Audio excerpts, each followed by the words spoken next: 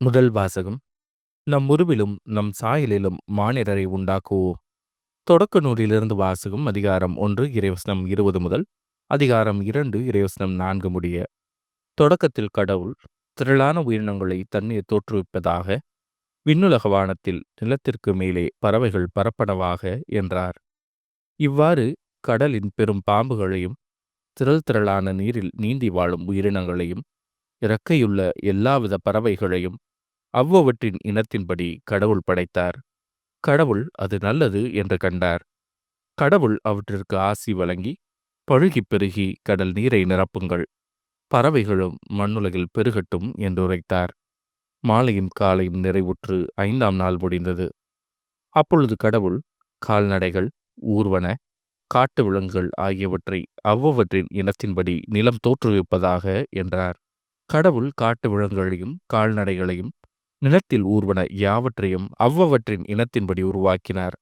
கடவுள் அது நல்லது என்று கண்டார். அப்போது கடவுள், மானிடரை நம் உருவிலும் நம் சாயலிலும் உண்டாக்குவோம். அவர்கள் கடல் மீன்களையும் வானத்து பறவைகளையும் கால்நடைகளையும் மண்ணுலகு முழுவதையும் நிலத்தில் ஊர்வன யாவற்றையும் ஆளட்டும் என்றார். கடவுள் தம் உருவில் மானிடரை படைத்தார். கடவுளின் உருவிலேயே அவர்களை படைத்தார். ஆணும் பெண்ணுமாக அவர்களை படைத்தார். கடவுள் அவர்களுக்கு ஆசி வழங்கி, பழுகிப் பெருகி மண்ணுலகை நிரப்புங்கள், அதை உங்கள் ஆற்றலுக்கு உட்படுத்துங்கள், கடல் மீன்கள், வானத்து பறவைகள், நிலத்தில் ஊர்ந்து உயிர் வாழ்வன அனைத்தையும் ஆளுங்கள் என்றார். அப்பொழுது கடவுள், மண்ணுலகெங்கும் உள்ள விதை தரும் செடிகள், பலவரங்கள் அனைத்தையும் உங்களுக்கு நான் கொடுத்துள்ளேன்.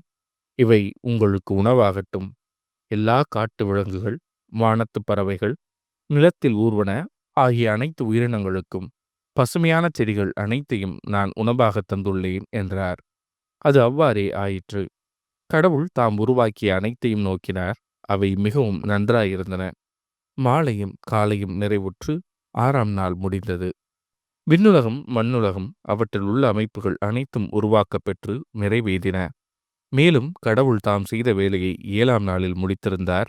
அவர் தாம் செய்த வேலைகள் அனைத்தையும் நிறைவு பெறச் செய்து 7ஆம் நாளில் ஓய்ந்திருந்தார். கடவுள் 7ஆம் நாளுக்கு ஆசி வழங்கி அதை புனிதப்படுத்தினார். ஏனெனில் கடவுள் தாம் செய்த படைப்பு வேலைகள் அனைத்தையும் நிறைவு பெறச் செய்து அந்நாளில்தான் ஓய்ந்திருந்தார். இவையே விண்ணுலக மண்ணுலக படைப்பின் தோற்ற முறைமையாம். இது ஆண்டவரின் அருள்வாக்கு. இறைவா, உமக்கு நன்றி. பதிலுரை பாடல்.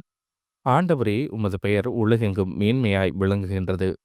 உமது கைவேலைப்பாடாகிய வானத்தையும் அதில் நீர் பொருத்தியுள்ள நிலாவையும் விண்மீன்களையும் நான் நோக்கும்போது, மனிதரை நீர் நினைவில் கொள்வதற்கு அவர்கள் யார்? மனித பிறவிகளை நீர் ஒரு பொருட்டாக எண்ணுவதற்கு அவர்கள் எம்மாத்திரம்? ஆண்டவரே, உமது பெயர் உலகெங்கும் மேன்மையாய் விளங்குகின்றது. ஆயினும் அவர்களை கடவுளாகிய உமக்கு சற்றே சிறியவராக்கியுள்ளீர். மாட்சியும் மேன்மையும் அவர்களுக்கு முடியாகச் சூட்டியுள்ளீர். உமது கை படைத்தவற்றை அவர்கள் ஆளும்படி செய்துள்ளீர். எல்லாவற்றையும் அவர்கள் பாதங்களுக்கு கீழ்ப்படுத்தியுள்ளீர். ஆண்டவரே, உமது பெயர் உலகெங்கும் மேன்மையாய் விளங்குகின்றது. ஆடு மாடுகள், எல்லா வகையான காட்டு விலங்குகள், வானத்து பறவைகள், கடல் மீன்கள், ஆழ்கடலில் நீந்திச் செல்லும் உயிரினங்கள் அனைத்தையும் அவர்களுக்கு கீழ்ப்படுத்தியுள்ளீர். ஆண்டவரே, உமது பெயர் உலகெங்கும் மேன்மையாய் விளங்குகின்றது. நற்செய்தி வாசகம். நீங்கள் கடவுளின் கட்டளைகளை கைவிட்டு மனித மரபை பின்பற்றுகிறீர்கள். மார்க் எழுதிய தூய நற்செய்தியிலிருந்து வாசகம். அதிகாரம் 7 இறைவசனங்கள் 1 முதல் 13 முடிய. ஒரு நாள் பரிசேயரும் எருசலேமிலிருந்து வந்திருந்த மறைநூல் அறிஞர் சிலரும் இயேசுவிடம் வந்து கூடினர். அவருடைய சீடருள் சிலர் தீட்டான, அதாவது கழுவாத கைகளால் உண்பதை அவர்கள் கண்டார்கள். பரிசேயரும் ஏன் யூதர் அனைவருமே தம் மூதாதையர் மரபை பின்பற்றி கைகளை முறைப்படி கழுவாமல் உண்பதில்லை. சந்தையிலிருந்து வாங்கியவற்றை கழுவிய பின்னரே உண்பர். அவ்வாறே கிண்ணங்கள், பரணிகள், செம்புகள் ஆகியவற்றை கழுவுதல் போன்று அவர்கள் கடைபிடிக்க வேண்டிய வரவுகள் இன்னும் பல இருந்தன. ஆகவே பரிசேயரும் மறைநூல் அறிஞரும் அவரை நோக்கி, உம் சீடர் மூதாதையர் மரபுப்படி நடவாமல் தீட்டான கைகளால் உணவு அருந்துவதேன் என்று கேட்டனர். அதற்கு அவர், வெளிவேடக்காரர்களாகிய உங்களைப் பற்றி எசாயா பொருத்தமாக இறைவாக்கு உரைத்திருக்கிறார். இம்மக்கள் உதட்டினால் என்னை போற்றுகின்றனர், இவர்கள் உள்ளமோ என்னை விட்டு வெகு தொலையில் இருக்கிறது. மனித கட்டளைகளை கோட்பாடுகளாக கற்பிக்கின்றனர். இவர்கள் என்னை வழிபடுவது வீண் என்று அவர் எழுதியுள்ளார். நீங்கள் கடவுளின் கட்டளைகளை கைவிட்டு மனித மரபை பின்பற்றி வருகிறவர்கள் என்று அவர்களிடம் கூறினார். மேலும் அவர், உங்கள் மரபை நிலைநாட்ட கடவுளின் கட்டளைகளை வெகு திறமையாக புறக்கணித்து விட்டீர்கள். உன் தந்தையையும் தாயையும் மதித்து நட என்றும், தந்தையையோ தாயையோ சபிப்போர் கொல்லப்பட வேண்டும் என்றும் மோசே உரைத்திருக்கிறார் அல்லவா? ஆனால் ஒரு தம் தாயையோ தந்தையையோ பார்த்து, நான் உமக்கு தர கடமைப்பட்டிருக்கிறது கொர்பான் ஆயிற்று, அதாவது கடவுளுக்கு காணிக்கையாயிற்று என்றால், அதன்பின் அவர் தம் தாய் தந்தைக்கு எந்த உதவியும் செய்ய நீங்கள் அனுமதிப்பதில்லை.